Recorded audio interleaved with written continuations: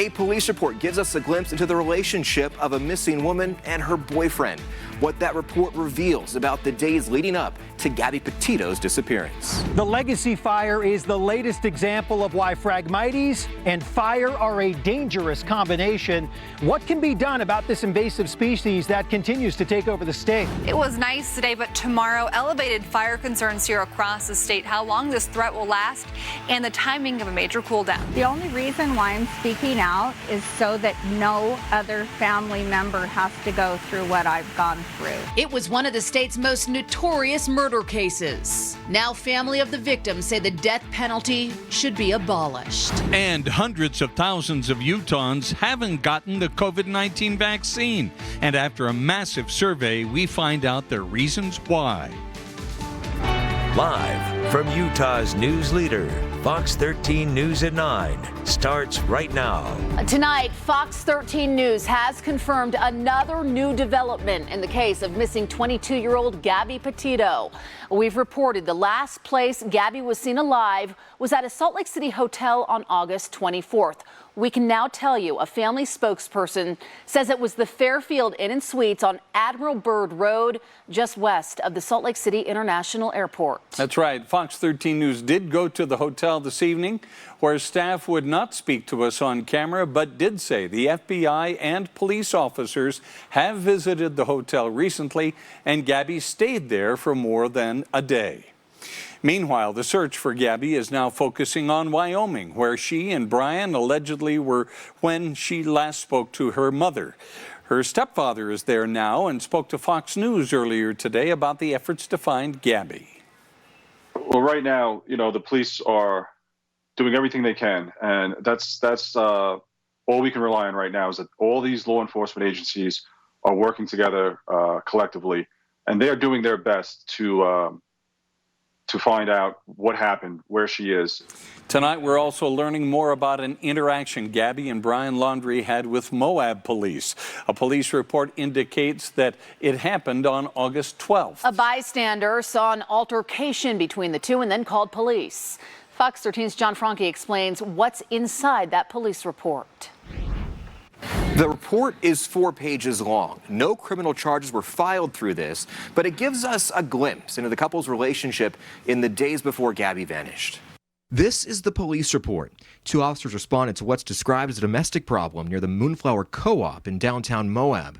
One officer wrote, "It wasn't clear, but I believe it was reported the male had been observed to have assaulted the female." Officers spotted the couple's van near the entrance to Arches National Park.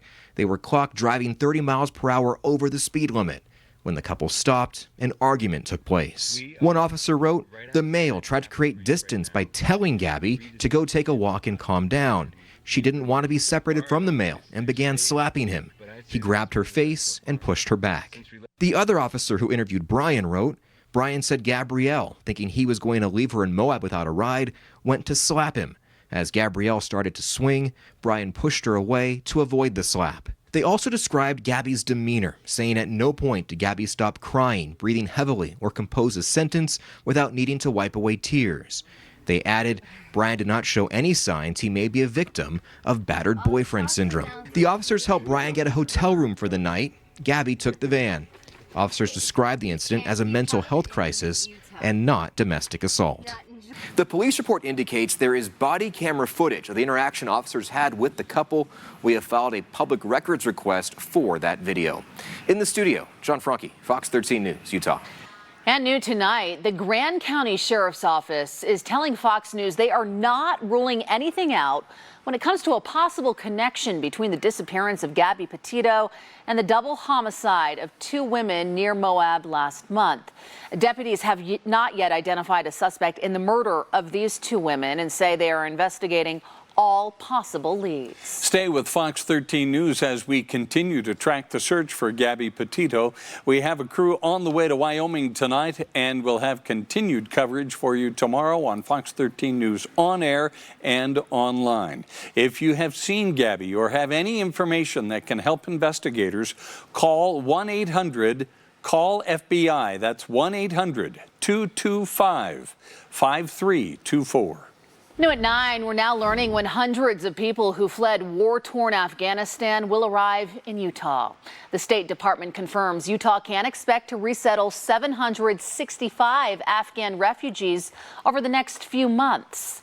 The first group of Afghans will make their way to the Beehive State sometime next month. Utah Governor Spencer Cox says, quote, "We have a fantastic track record of refugee resettlement with our resettlement agencies, Catholic Community Services, and the International Rescue Committee. We know they will use their expertise to make this a smooth transition, and we will have resources ready to fill in gaps and offer support in that process." Authorities are investigating an industrial accident that killed a contract employee at University of Utah Hospital this morning. The hospital says the accident happened as workers were moving an MRI scanner that weighs about 10 tons from the 4th floor to the 1st floor. The machine fell, killing one of the workers and injuring another. The hospital says the move had been planned for years because of the skill needed to move such a heavy piece of machinery. First and foremost, from myself and our team, our hearts, our prayers, our tears are with the family that has been impacted by this event. We are sorry that this has happened today. We have planned for this event, this move, this relocation of the equipment. The incident was originally declared a hazmat situation by fire crews. The hospital says no patient care nor any staff were impacted. We have an update now on a SWAT situation and shooting at a Sandy apartment complex last week. Police say 51-year-old Sean Derrick has now been booked to the Salt Lake County Jail on multiple charges in connection with this incident, including aggravated assault on a police officer, also possession of a stolen firearm, and narcotics distribution. The officer, who was shot 1 week ago tonight, is now recovering, and his fellow officers are looking to help him heal. Sergeant Greg Moffitt needed immediate surgery and is now healing from the physical injury, but his friends are worried about the costs that may come from ongoing care that may not be covered by his employee benefits. If you'd like to donate to this GoFundMe account, we do have a link to the fundraising page on our website, fox13now.com. Still smoldering 5 days after it sparked, the Legacy Fire has been burning in dense, flammable vegetation. Fox 13's Brian Schnee shows us the increasing problems Phragmites pose in Utah and why people trying to keep the invasive species under control say it's only getting worse. Last Friday, when the lightning-triggered Legacy Fire ignited in Davis County, flames moved quickly through very dense, flammable vegetation. It produced a massive plume of dark smoke, with ash falling miles away. Here's how the Legacy Fire looks less than 1 week after it was sparked. Nearly 1,500 acres burned, and all of that area is one invasive species that's been giving people in the state of Utah trouble for years. Phragmites is a grass-like plant that grows in extremely dense colonies. It can be 12 to 16 feet tall. It grows so thick you can barely walk through it. Sometimes you can barely even get heavy machinery through it. The dense grouping of Phragmites are why the Legacy Fire put up nearly 100-foot flames. So yes, this non-native species is extremely flammable, even in the winter months. This plant is very good at surviving, and it's very unfortunate because it does compromise the quality of some of our most valuable habitat for wildlife and waterfowl and migratory birds. With the ongoing drought, the rapid growth and spreading of Phragmites is only getting worse. This has really been a problem for about 20 years. It probably began during the floods in the 80s, but it has just taken over exponentially over the last 2 decades. Reversing the course of a Phragmites takeover takes time, money, and both mechanical and chemical methods. Fire, unfortunately, can only do so much to kill off this aggressive plant. What you see above ground, there's just as much below ground, so this fire probably did very little to affect the root system. If you have any of this invasive plant or weed around your home, although they're really hard to get rid of, there are some treatment recommendations out there. You can find some on our website, fox13now.com. In Davis County, Brian Schnee, Fox 13 News, Utah. Well, you saw the smoke coming up from the Phragmites fire, the Legacy Fire. Do you realize we haven't had any California smoke that we could see anyway, Allison? Not a ton of it. We do have a little bit that's now creeping into northwestern Utah this evening. So we had clear sky here across the state. But just like clockwork, we're seeing some of that light smoke making its way yet again into northwestern Utah. Salt Lake City right now is 78 degrees. So it's a comfortable evening. You can certainly hang out on the patio. Ogden 71 right now. Provo 72 degrees. We have clear sky. Logan down through Ogden, Salt Lake down into the Utah County area. Provo, Orem looking really nice this evening. And then we have clear sky across southern Utah. Tomorrow morning when you're waking up along the Wasatch Front, temperatures about 60 degrees 5 to 7 a.m. into the mid 60s by 9 o'clock. And then we do have some very big changes coming to the forecast. When we could see temperatures cooler than this for a high, and if we'll see that chance for snow here in the state. I've got the timing and the details coming up. Coming up on Fox 13 News at 9. A bill to abolish the death penalty is gaining momentum here on Capitol Hill. We're promised with justice. Is it worth it to put Utah families through that process? Why the family of the victim in a notorious Utah County murder is sounding off against capital punishment in Utah. To relieve pandemic stress on the prisons, 68 inmates were recommended for early release. Some families say those that didn't make it out received a death sentence. And somebody who's been exposed to COVID-19, who's in lung failure, definitely somebody who's already on the cliff and being pushed over the side. And a Fox 13 Salt Lake Tribune investigation will tell you about some of the inmates that didn't get out in time. And the new Salt Lake International Airport opened 1 year ago today. We'll look at how far things have come and what will change in the future. The Church of Jesus Christ of Latter-day Saints has agreed to help fund nearly $2 billion to pay the claims of thousands of men who say they were molested decades ago by Boy Scout leaders. The church would pay $250 million. The Hartford Insurance Company would pay $787 million, and the BSA itself would pay $850 million, for a total of $1.9 billion. The proposal still needs to be approved by groups representing the thousands of victims, and there is skepticism since those groups estimate the total claims could equal more than $100 billion. A Utah man who has become a prison reform advocate is asking President Biden to pardon all nonviolent cannabis offenders. Weldon Angelos is a rap producer based in Salt Lake City. He was pardoned by President Trump after serving 12 years in federal prison.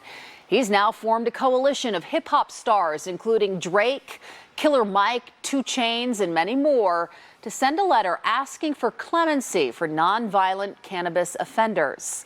We posted the letter on our website, fox13now.com.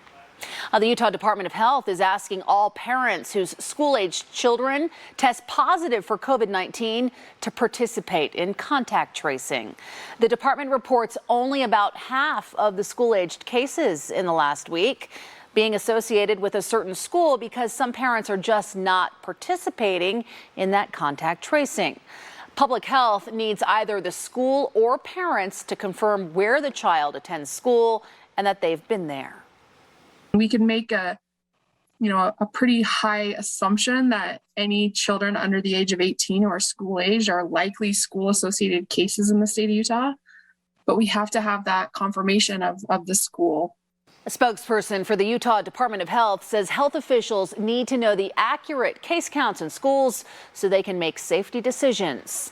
If your child is sick with COVID-19 symptoms, you are asked to keep them home, get them tested, and alert the school. The new Salt Lake City International Airport has received a prestigious sustainability award on its 1-year anniversary. Fox 13's Haley Higgins looks at the airport's success over the last 12 months and what we can expect in the future. It's a remarkable achievement. Looking through the large windows of the new Salt Lake City Airport, construction continues on Phase 2. The last year has really been us getting to know how this brand new airport works. 12 months ago, just 7,000 passengers were using the airport. Now it's operating at over 90% expected capacity, with up to 29,000 passengers on the busiest day. Passenger volumes here are very close to where they were pre-COVID. This is one of the busiest airports in the country. On Wednesday, the U.S. Green Building Council honored the airport with LEED Gold certification.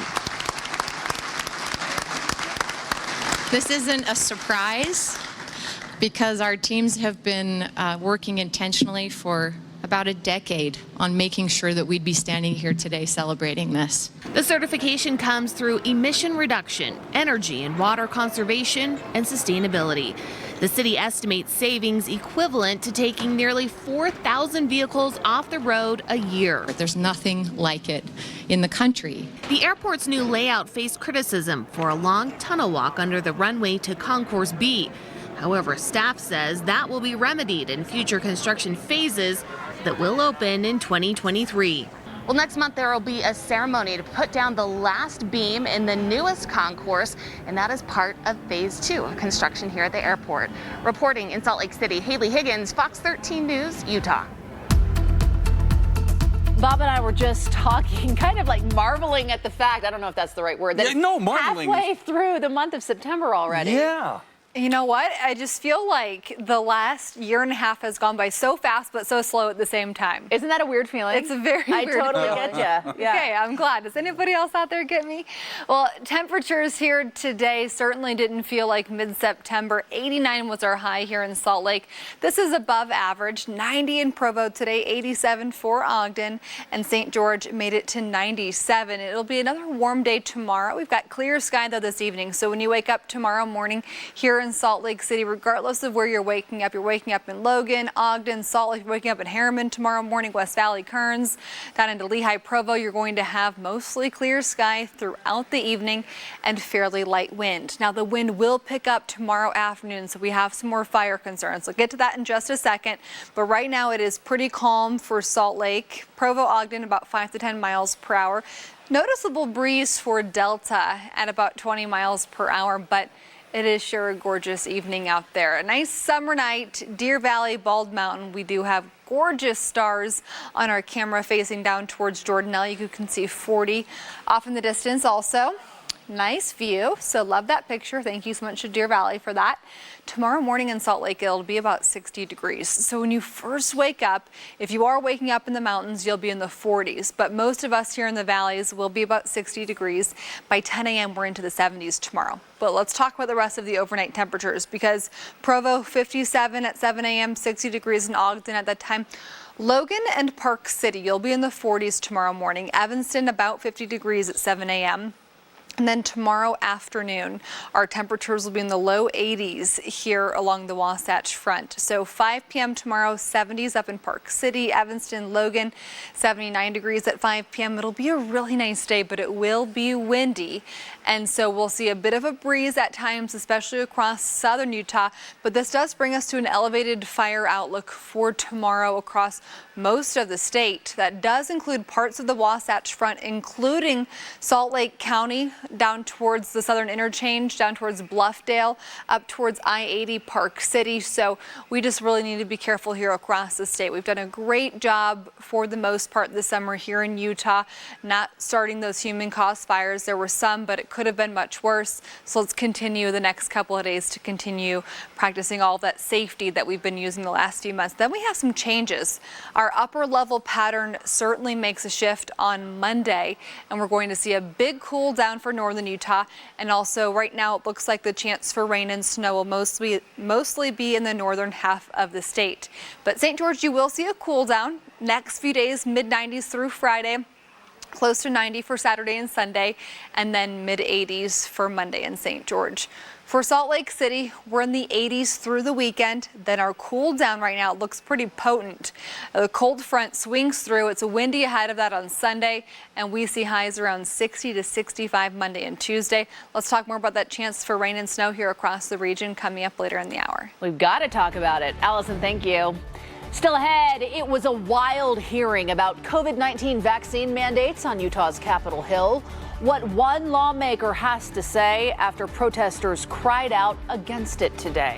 Plus, Hispanic Heritage Month kicked off today. We'll show you how Utahns are celebrating.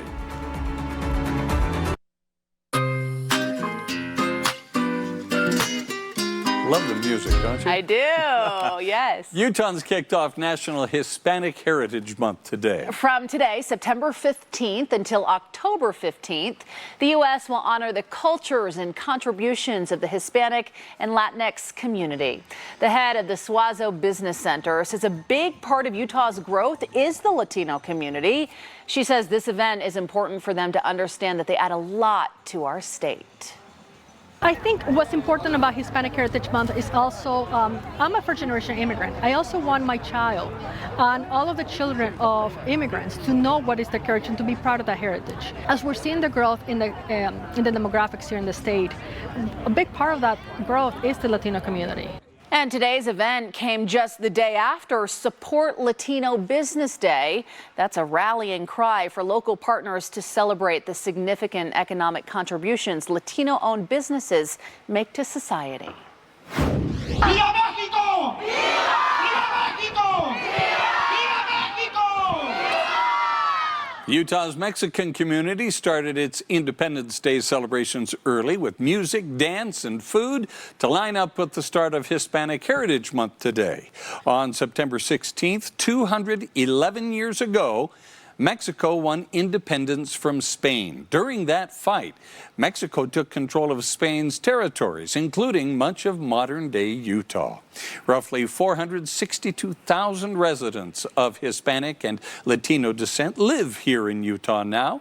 And as of 2020, West Valley City has the most Hispanic and Latino residents here in Utah, with more than 51,000. Coming up after the break. It was one of Utah's most high-profile murder cases. Now the family of the victims speaking out against the death penalty. 350,000 Utahns over 18 have not gotten a COVID shot. Coming up, the Census Bureau asked why, and we have the latest answers. In the early months of the pandemic, the Utah Department of Corrections recommended 68 inmates for compassionate release. So why did less than half of them get it?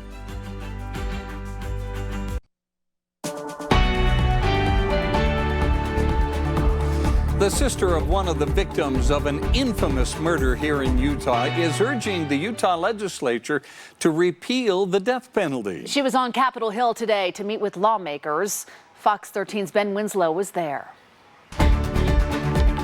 The only reason why I'm speaking out is so that no other family member has to go through what I've gone through. Sharon Wright Weeks is the sister of Brenda Lafferty, who was murdered in 1984 with her infant daughter, Erica. Their relatives, Ron and Dan Lafferty, killed them in a twisted case of religious fundamentalism claiming orders from God.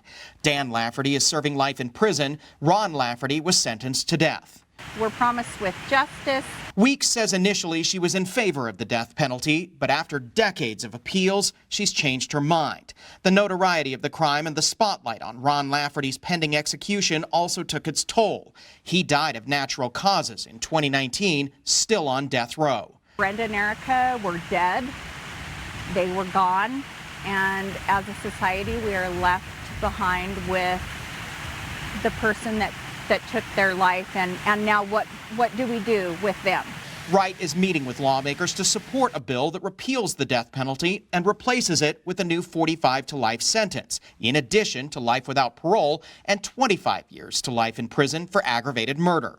Is it worth it to put Utah families through that process just to have the term, the death penalty?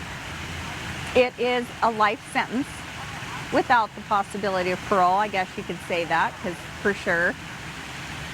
But it is nothing more. The bill appears to be gaining momentum here on Capitol Hill. A number of prosecutors across the state are calling on the legislature to abolish capital punishment. Weeks says she's doing this to spare other murder victims' families from going through what she's had to endure for the past 37 years. I would like to give them a gift that they don't even understand or know that they'll be getting from me, my efforts as somebody that's been through it, as the gift of freedom.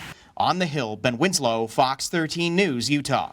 More than 100 people packed a legislative hearing to protest vaccine mandates today. They demanded lawmakers block businesses from requiring employees to be vaccinated in accordance with the Biden administration's new vaccination policies announced last week. The hearing even turned to a jeering of a state representative who's also a physician treating COVID-19 patients. It was really disheartening to hear people mocking and laughing when I was talking about the reality of what is happening in our ICUs and that patients are dying. I really worry that the amount of misinformation and distrust in our community over this issue is going to break us at some point. Well, no lawmaker would say if they're running a bill and no action was taken, so it's still unclear what will happen next. Any bill would not be considered until the 2022 legislative session. State lawmakers talked about transgender rights again today. Sean Childers Gray and Angie Rice were denied gender marker changes on their birth certificates. The Utah Supreme Court ultimately ruled judges should go ahead and grant them for transgender people. Today, lawmakers discussed whether they should let the Supreme Court's ruling lie because it sets a precedent, or whether the law needs to be changed. The co-chair of the House Health and Human Services Committee was even quizzed on whether there is a problem in the first place. Representative Nelson, are you comfortable with the definition that the Supreme Court came up with? My personal opinion, again, I'm here to gather input, but I would prefer I disagree with the outcome of the case. Okay. I don't think it's sound public policy to equate biological sex with gender identity. No bill was advanced today. It is possible this issue does come up in the 2022 legislative session, but it could face a lot of resistance from both Republicans and Democrats. Well, listen to this. A Brigham Young University student may just be the next Indiana Jones, as she discovered multiple artifacts are not real. They're forgeries. In a Mesoamerican collection donated to BYU, student Chloe Berkey used her senior project to discover that many of the artifacts are fake. They estimate the donation came sometime before the 1970s, when it became illegal to take any artifacts out of Mexico. Using multiple methods of testing, Berkey found multiple inconsistencies, but her response to the forgeries isn't what you might think. Through this whole process, I've realized that these forgers are not just forgers, but they're also artists, and they understand these techniques that were used in the past a lot better than archaeologists do, a lot of archaeologists do today. So there's a lot of knowledge there that can be gained from talking to them. Berkey plans to work in art conservation to help preserve different artifacts for museums and for generations to come. The Veterans Administration Hospital in Salt Lake City is offering drive-through flu shots. It's that time of year again. Veterans can now get the shot without even leaving their car. Health workers say flu shots are crucial, especially as we continue to battle COVID-19. The drive-through clinic is available Monday through Friday, 8 a.m. to 4 p.m. And if you can't make those times, just ask your doctor for another clinic. I'm sure you can find one in your own town. Americans and Utahns have had access to COVID-19 vaccines for months now. So why aren't more people vaccinated? Fox 13 News takes an in-depth look coming up. Welcome back, everyone. The U.S. Census Bureau estimates about 350,000 Utahns over the age of 18 have not been vaccinated, and more than half say they will probably or definitely not change their mind. Going in depth tonight, Fox 13's Max Roth looks at the reasons those Utahns gave for saying no to COVID-19 vaccines. The Census Bureau does these massive surveys twice a month during the pandemic. Now, Utahns who are not getting the vaccine gave these reasons. The order of questions is random so as not to influence the answers, but let's organize them from the most common to least common reason given by Utahns for not getting the jab. Side effects, far and away, the most common answer. 60% say that. Very few Utahns, just 2%, say the vaccine is hard to get.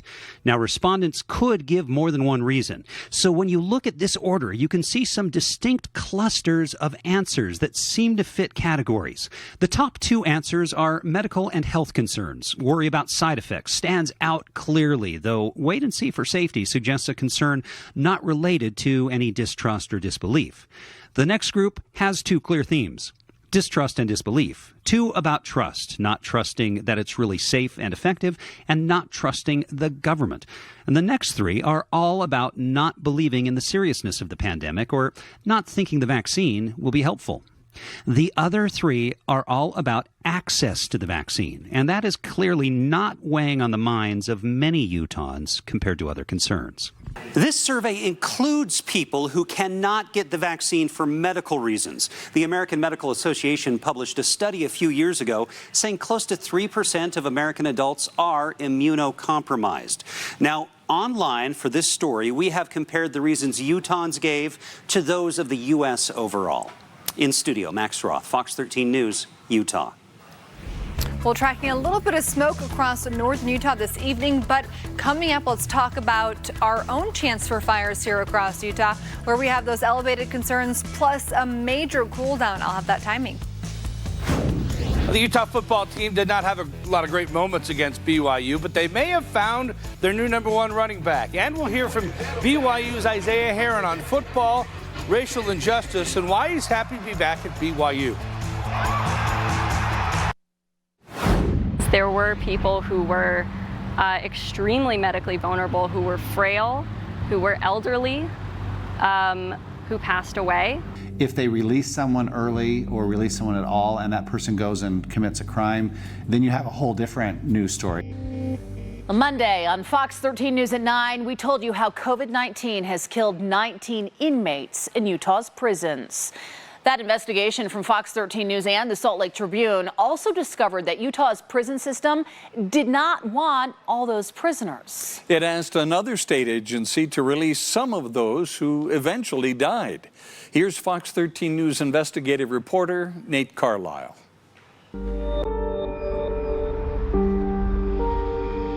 This is the date and time set for a special attention hearing for Leo Bravo, offender number 201872. Is that you, sir? Sí, señor. We received information from the Department of Corrections that you're having some medical struggles. Is that accurate? Yeah. You've got some diabetes problems? Diabetes, This is audio from a September 2020 parole hearing for Leo Bravo, a 72-year-old sex offender. The parole board was considering giving him what's called a compassionate release due to his health. What kind of classes are you taking? My memory is blank. That's okay. Do you sometimes have trouble with your memory? Sometimes. It took the board 8 weeks to decide Bravo should be paroled, and another 6 weeks if he could be placed with family or skilled nursing. We want to make sure that everybody is staying as healthy as possible, and we also need to make sure that we don't release anybody who presents a public safety risk. Fox 13 and the Salt Lake Tribune discovered the Utah Board of Pardons and Parole considered giving a compassionate release to at least 4 inmates who later died from COVID-19. The board denied release to 2 of those men. It granted a release to 1 of the inmates, then rescinded it when he couldn't find a place to live. Then there's Leo Bravo. He died of COVID-19 in December, about 2 weeks before he would have received his compassionate release.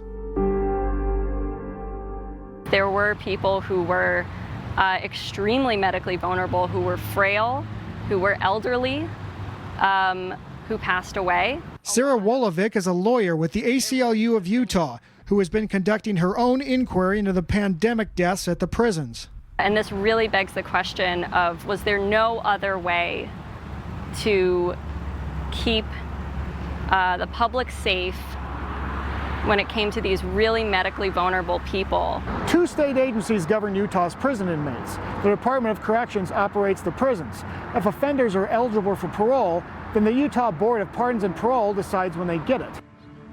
Corrections tells Fox 13 and the Salt Lake Tribune that in 2020, it recommended 68 inmates for compassionate release, 4 times more than in the prior year. Yet the parole board approved less than half, 31 cases. If anybody was a candidate for compassionate release, I think it's him. Brandy Gillespie's husband, Jerry, was terminally ill with heart and lung failure. He was serving a sentence of up to 5 years at the prison in Draper for assault and unlawful weapons possession. Yet a corrections administrator told Brandy that her husband wasn't a candidate for compassionate release. And so I emailed back to him and I said, okay, can you please send me the criteria that you guys use for compassionate release? No response. So I waited a couple weeks and responded again. I sent another email, no response. Jerry Gillespie died in November from COVID-19. He was 48 years old. We obtained a copy of the compassionate release rules. They say the request for an early release due to poor health have to come from the Department of Corrections, not the offender or his family. And there's nothing in the rules saying the parole board has to take a pandemic into account. Is it something we should look at? Absolutely, 100%. Todd Weiler chairs the state Senate committee that oversees the Board of Pardons and Parole. Is it something that should be amended? I don't know, because maybe it should, maybe it shouldn't. But I know most of the members of the Board of Pardons and Parole. It's a very thankless job. If they release someone early or release someone at all and that person goes and commits a crime, then you have a whole different news story. We wanted to ask the board how it decided which frail inmates should deserve compassion. The agency's director, Mike Haddon, declined interview requests. Members of the board declined interviews too. In some cases, it appears long-standing problems providing services at Utah's prisons kept vulnerable inmates there. Talk to me a little bit about your physical health. Well, to start with, I had 5 heart attacks and I had open heart surgery. Jesus Gomez was 81 years old and arrived for his August 2020 parole hearing in a wheelchair. His compassionate release request had already been denied, and the board was considering whether to give him a more conventional parole. But Gomez hadn't yet completed any life skills classes. Well, I couldn't. For the only reason that I couldn't climb stairs with my chair. They had all the classes upstairs. Well, I hope they can make a decision towards letting me go. The board didn't. Gomez died November 4th. In Salt Lake City, Nate Carlisle, Fox 13 News, Utah. To read about each of the inmates who died, go to sltrib.com or fox13now.com. Well, it was a nice day here in Utah, and tomorrow morning when you wake up, get ready for temperatures to be about 60 degrees. So if you are taking the kiddos to school tomorrow morning and you're riding your bikes, you're gonna have some nice weather for that, but definitely grab the lighter sweater for them tomorrow morning, but they won't need it by the afternoon hours. We do have clear sky right now. Logan down through Farmington, Salt Lake over towards West Valley down into the South Jordan area, over towards Holiday, Sandy and Draper, Bluffdale. Things are clear. We are clear for Utah County currently, and we do have some fire concerns. So red flag warnings will be in effect for the Moab area over towards Green River, and we're going to have fire concerns for much of the state tomorrow at an elevated risk. So not quite up to red flag warning statewide, but certainly something to still be careful with. Overnight temps about 55 to 60 for Ogden, Salt Lake, and Provo. And by tomorrow during the second half of the day, our temperatures are going to be warming into the mid 80s. So not as hot as today. We made it to 89 here in Salt Lake City. Tomorrow mid 80s. Park City 76, Moab 92, St. George close to 100 tomorrow. Futurecast gets very active this weekend. So on Saturday, we're going to have gusty conditions out of the southwest. Chance for a few scattered showers along the highest terrain. Bigger impacts from the wind would likely be on Sunday.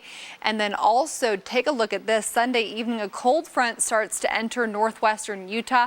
Then we're going to see that chance for rain and snow even here across the state. That snow just for the highest terrain, likely 10,000 feet, maybe even up down to 8,000 feet. But this will be Monday morning. Right now, the storm is looking like we still have some uncertainty with the timing of this and also the strength of this. But we likely will see for northern Utah that best chance for a few showers into Tuesday. And then our extended forecast keeps us close to average or cooler than average in week 2, days 8 to 14. St. George, your temperatures close to 100 degrees tomorrow, mid-90s for Friday. By Monday and Tuesday, temperatures in the mid-80s. Here in Salt Lake City, a much bigger cool down. Highs close to 60 to 65 Monday and Tuesday, with overnight temperatures dropping close to 40. Well, you might not think of BYU as a place to fight against racial injustice, but it is for BYU defensive back Isaiah Heron. put himself in the transfer portal this summer after his freshman year to attend a historical black college, but he decided to return to BYU after he realized he can have an impact by opening eyes and helping other African Americans in the state. Herron started 7 games last season as a freshman, moved back into the starting lineup when Keenan Ellis went down with an injury against Arizona. Against BYU, Herron had 2 tackles, 2 pass breakups, and a fumble recovery. He said he's grateful to be back at BYU playing football while making an impact off the field. They kind of spoke to me about how I can make impacts here, how I'm a great fit here, and we kind of just talked about everything, and I'm actually happy I stayed. I was able to have a few different meetings with the VP and president of the school, spoke to them a few different times, talked about things we can do to kind of change and make the university a bit more diverse. Spoken with different programs that have been developed. There's different things like that. They've been putting me in a position where I can actually voice my opinion and get interested in certain things that I was in the portal initially for. So it's been a blessing, and I genuinely appreciate it. Utah's depth chart at running back has 4 players listed as a starter, but Mekhi Bernard has emerged as the running back #1. Head coach Kyle Whittingham says Bernard was one of the few individuals who played well against BYU, rushed for 146 yards and just 12 carries, including an impressive 22-yard touchdown run here for a touchdown. The freshman from Long Beach I feel like wants I got more. a lot more than that. I busted a couple good runs, but I got to finish those, and that was just only a little bit. He's grown up right before our eyes. When he got here, he was a very young senior in high school. I think he was only 16 or 17. He was a young guy, and he has matured and developed a toughness and a consistency about him that is admirable. And it's a credit to him, and it's a credit to Kyle McDonald, his position coach, and now he's reaping those rewards for his work ethic and for how far he's come development-wise. Real Salt Lake is playing tonight in San Jose. The Earthquakes jumped out to the early lead on this goal from Javier Lopez. 1-0 San Jose in the 26th minute, but Arsenal tied it up just before the half. Damir Krylak's header is saved, but Rubio Rabin there to put it in. Just kind of hits it off his shoulder in for a goal. Both teams have scored early in the second half. It's tied up at 2-2. I thought you used your feet in soccer. There you go, off the head, off the shoulder. Yeah, whatever it takes. Whatever it takes. Yeah, nice play. Yeah. We'll be right back.